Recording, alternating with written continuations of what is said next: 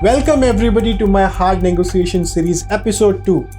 In this episode, I'm going to teach you a skill called labeling. You are already aware about the skill mirroring from my previous episode. Mirroring helps you to establish trust in early part of the negotiation. Well, with labeling, you can take that trust establishment process one step forward. But before that, I know what you're thinking. You're thinking, how can a random guy from internet teach you a thing or two about negotiation? You might be thinking, this guy doesn't know what he's talking about. You also might be thinking, you are doing negotiation on day-to-day basis, so you probably know more than me already. Your things are too complex to advised by someone else. What I did just there is an example of labeling. I started calling out the negative things that you are having about me in early part of our conversation. And by doing that, I started demonstrating that I understand where you're coming from. I understand why you are being defensive. Remember, I told you about in negotiation, everybody wants to be heard, everybody wants to feel understood. Labeling helps me to put myself into that position so you think I understand you, and that is a critical part of trust establishment. Good negotiators know when to use labeling in a situation. A way to construct label is using sentences or words such as it feels like, it sounds like, it looks like, it seems to me.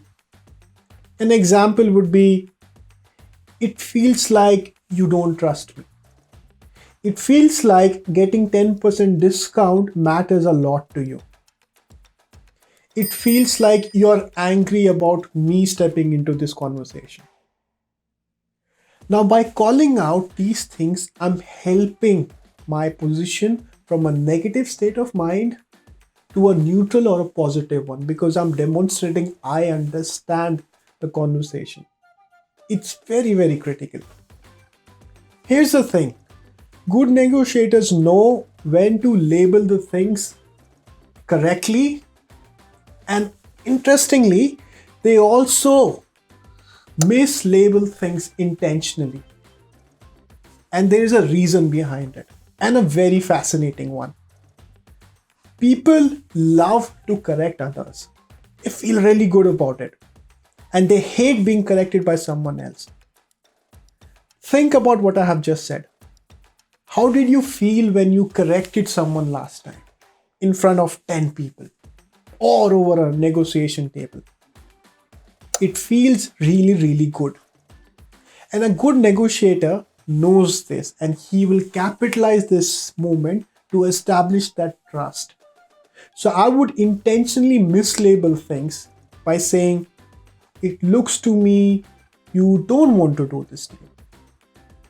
When I know that he wants to do the deal, what will happen? The other party would correct me and they feel good about it. More importantly, they will give me some extra piece of information that I wanted. So to summarize, when you want to end up on a positive frame of mind, use labeling. When you want other party to feel good about themselves, put an intentional incorrect mislabeled thing and have the other party correct you. And in the process, you will get more information. That's how labeling works. The second aspect of every negotiation is, which you should know as a good negotiator, you help others to make the decision faster. And that's your core job. You have to remove their personal biases against you and bring the objective decision making into the play. Now, there are 2 steps to do that.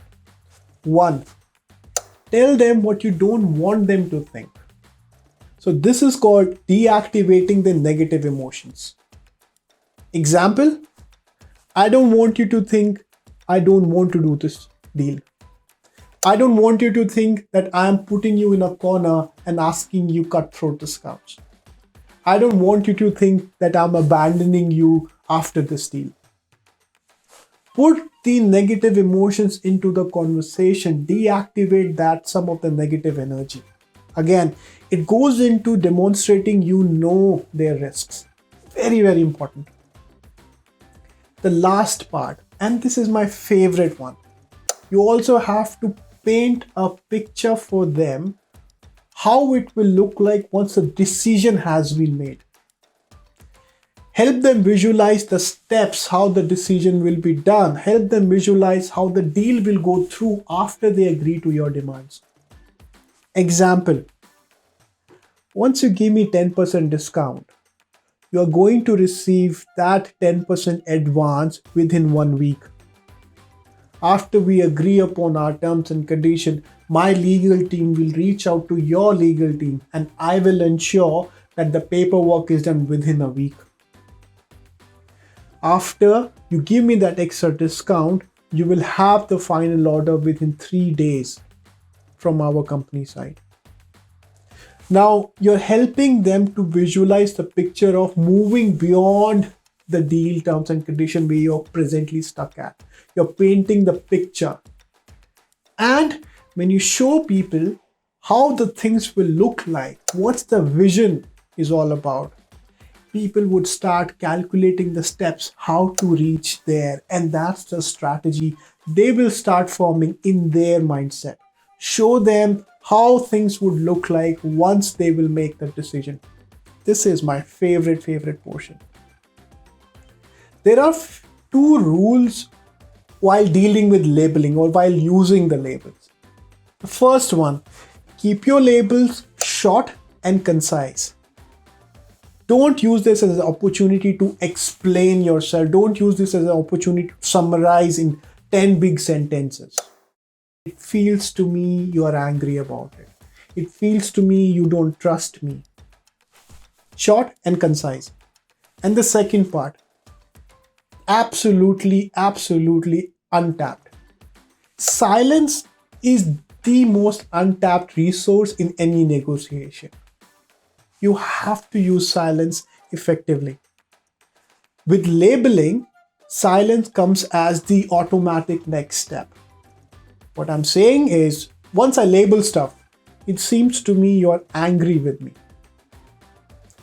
I will add this silence as my immediate next step. It will be very tempting for you to offer an explanation why you said so that other party can understand. It also might be really tempting for you to see the other party becoming more angry or let's say becoming confused, and you want to step in, offer explanation. My request, don't do it. Let your label do the work. Let it sink in the other party's mindset. Let them process this label and then say some things to you. Use your silence to your advantage. I have said quite a lot in this video, how to use labeling. I would request you to go and practice with your peers, practice with your managers. It's really effective how you can use mirroring, labeling, and silence to establish trust, to extract more information in the early part of the negotiation. Practice and you will soon realize the results. My name is Gaurav and I'm loving this series on hard negotiations. Watch out for my third video where I will introduce you to a new skill. Thank you for watching this one. See you soon.